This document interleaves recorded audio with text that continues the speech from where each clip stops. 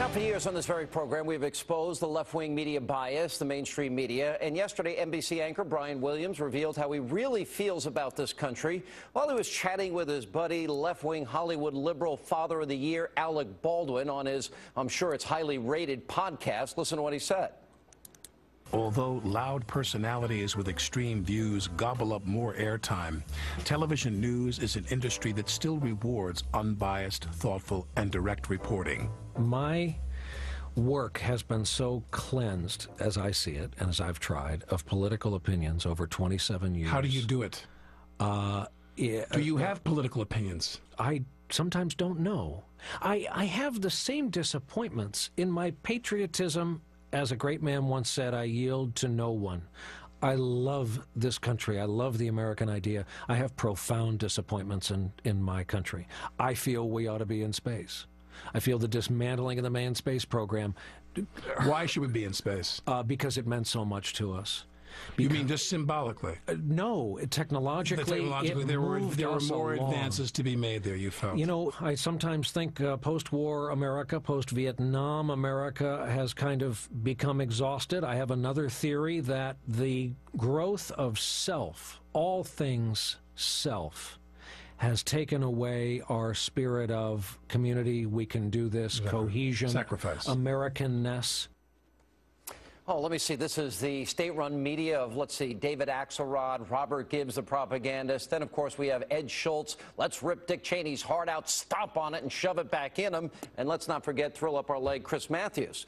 Well, guess what, Mr. Williams? The rest of the country appears to be disappointed with you because, according to a new Rasmussen poll, only 6% of Americans view the news reported by the mainstream lapdog Obama mania media as very trustworthy. And do you want to know what we find so disappointing? The fact that you, your liberal mainstream media cohorts, the people that work on your network, burying stories about how the administration, for example, bullies the press.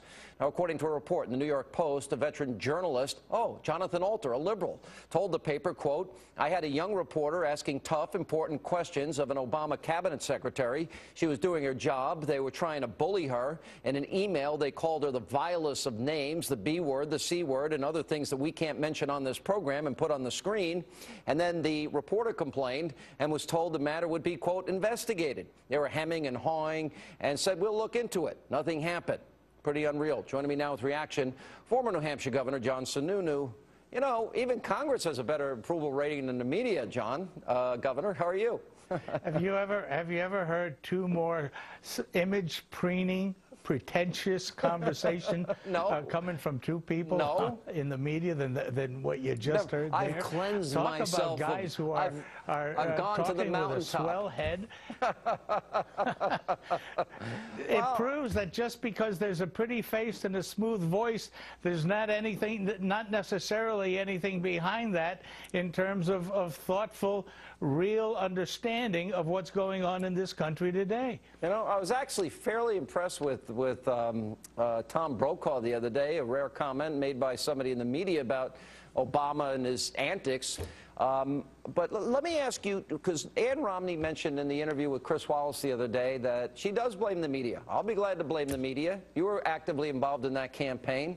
How bad was the media in terms of covering the campaign?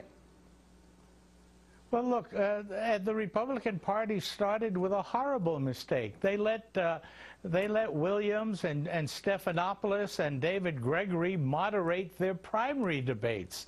I think that was a huge mistake, and a lot of the influence of the media started with the biased questions that came out of that. Williams himself had this holier-than-thou question that he threw at Governor Perry about asking him whether was he always able to sleep at night because of Texas's death penalty situation. Talk about a pretentious moderator. But we had that all through the campaign, and they aided and abetted Obama's distortion of reality, that unemployment unemployment wasn't that important, that the country was getting better. The kind of garbage you got from Goolsbee earlier, pretending that Obama hasn't increased spending by 20%. Goolsbee uses the disingenuous statistic that because the economy got a little better in the percentage of spending this year versus last year to GNP maybe a little lower, he's trying to pat himself on the back with that. And the media aids and abets that. You know, they never vetted this president in 2007 and 8. I mean, I don't know how any Republican could be friends with Bill Ayers and only get one question, only one, in the course of an entire year-and-a-half campaign, and never a follow-up to the lie that he told in relation to that question. I don't know how he never got called out on, he said he cut the deficit in half. He gave us $6 trillion in debt. Basic, simple question. They don't want to do their job. How does democracy function, Sean, you though? don't even have to go back. Just look at what's happening now. This president has a lot more flexibility under budget authority than he is pretending he has. And he refused to accept added flexibility when the Republican House offered to send him legislation like that. The people that should be ticked off now are the TS agents, for example, whose unemployment is being cut unnecessarily. This president is taking money out of their pocket. The people that really should be ticked off are all the government employees whose work time is being cut back by an administration that doesn't have to cut it back, but is using this sequester to create political points and making these poor people lose some of their money. See, I think for democracy to survive and thrive, I think we need a vigilant media. We now have a lapdog, thrill up our leg, ass-kissing, suck-up lapdog media. And how do we have a thriving democracy when people can't get accurate, fair information? That seems to be hard to me. It's part of a three-stage problem we have in this country.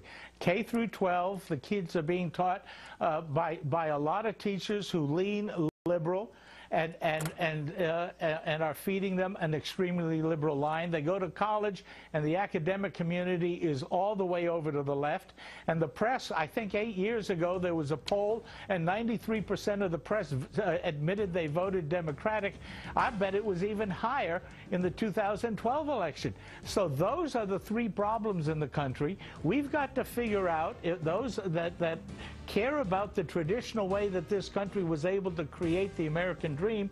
We've got to figure out how to get our message in a package that begins to offset this. But it's an awfully tough battle when you got the Brian Williams of the world who sit there trying to tell the public that they're really neutral when they're leaning so far left.